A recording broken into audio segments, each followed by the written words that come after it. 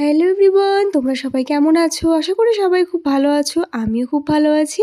আমি পূজা তোমাদের সাথে শেয়ার করতে চলে আসলাম আবারও একটা নতুন ব্লগ ভিডিও নিয়ে। আজকের ব্লগটা শুরু করলাম কিন্তু একদম সন্ধেবেলা দিয়ে।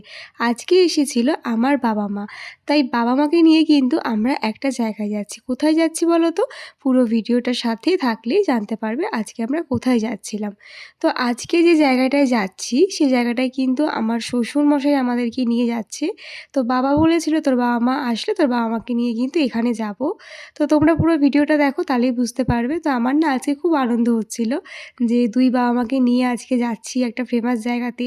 তো সেরকম না আমাদের বেরানোই হয় না। তোমার দাদাভাইয়ের সাথে তো প্রায় দিনই বেরাই। তবে বাবা-মার সাথে বা শ্বশুর-শাশুড়ির সাথে সেরকম তো বেরানো হয় না।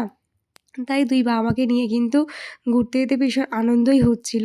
তবে তোমার দাদাভাই থাকলে আরেকটু আনন্দ হতো। যাই হোক রাস্তায় বাবার গাড়িটা একটু প্রবলেম হয়েছিল বলে কিন্তু বাবা গাড়িটা ঠিক করতে গেছিল। তো এই ফাঁকে দেখো মাম্মাম কিন্তু সুযোগের সদ্ব্যবহার করে নিল। ওর দিদুনের কাছ থেকে একটা চিপসের প্যাকেট কিনে নিয়েছিল। যাই হোক তো আমরা এখানে একটু ওয়েট করলাম। তো দেখো এখানে হচ্ছিল বড় ঠাকুরের পুজো আর আজকের দিনটা ছিল শনিবার। তোমাদের সাথে শনিবারের ব্লগটা শেয়ার করছি। একটু দেরি হয়ে গেল ব্লগটা শেয়ার করতে আমার। তো যাই হোক দেখো এখানে বড় ঠাকুরের পুজো হচ্ছিল। আর আজকে ভাদ্র মাসের শেষ শনিবার ছিল তার জন্য কিন্তু অনেক জায়গাতেই বড় ঠাকুরের পুজো হচ্ছিল। এই রাস্তায় যেতে, যেতে দেখছিলাম। তারপরে দেখো বাবা আসাতে কিন্তু আমরা গাড়িতে উঠে চলে আসলাম হাইওয়েতে। হাইওয়ে ধরেই কিন্তু আজকে যাচ্ছি সেই জায়গাটা। আর সেই জায়গাটা ভীষণই ফেমাস। আর ফেমাস হওয়ার একটাই কারণ সেখানে একটা খাবার খুব ফেমাস তার জন্যই কিন্তু তার টানাটানি আজকে আমরা যাচ্ছি। তো চলো তোমাদেরকে নিয়ে যাই। আর তোমাদের সাথে লুকোচুরি করছি না বলেই ফেলি কোথায় যাচ্ছি। তো আজকে যাচ্ছি আমরা ভুটানের ফুচকা খেতে কাকিনাড়া। কারা কারা ভুটানের ফুচকা খেতে ভালোবাসো অবশ্যই জানিও। আমি তো খুব পছন্দ করি। যেহেতু একটু আমাদের বাড়ি থেকে দূর তাই সেরকম আসা হয় না। আর দেখো তোমাদের তো বলেইছিলাম আজকে কিন্তু রাস্তায় রাস্তায় মোড়ে মোড়ে দেখছিলাম সব বড় ঠাকুরের পুজো হচ্ছিল। যেহেতু আজকে ছিল ভাদ্র মাসের শেষ শনিবার। আমাদের পাড়াটাও আজকে অনেকের বাড়িতে পুজো হচ্ছিল।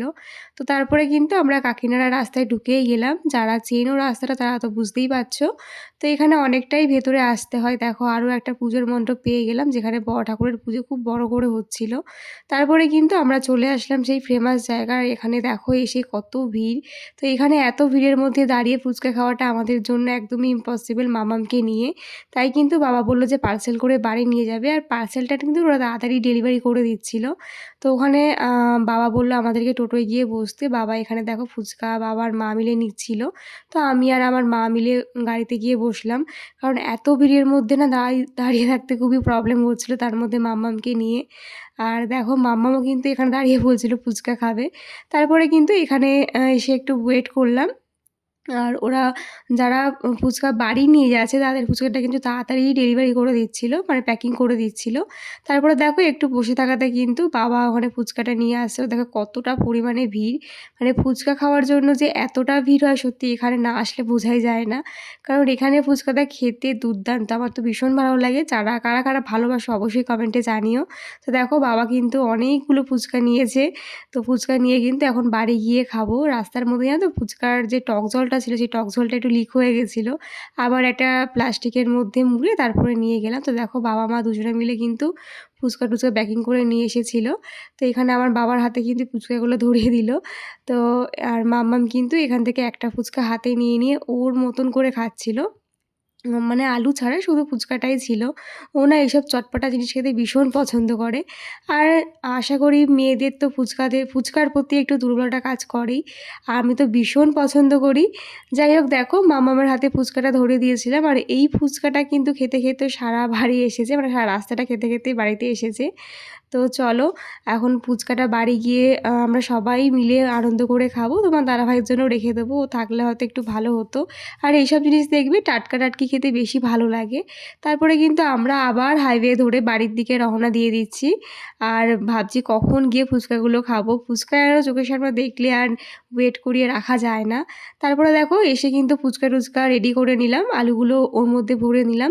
তারপরে কিন্তু সবাই মিলে বসে পড়লাম ফুচকা খেতে। বেশ আনন্দ লাগছিল। তো কেমন লাগলো তোমাদের আজকের ব্লগটা অবশ্যই জানিও। তো আজকের ভিডিওটা আমি এখানে শেষ করলাম। দেখা হচ্ছে খুব তাড়াতাড়ি নতুন একটা ব্লগ নিয়ে। তো চলো আজকের মতন টাটা। দেখা হবে আবার কোনো নতুন ভিডিওতে। বাই সবাইকে। সবাই খুব ভালো থেকো।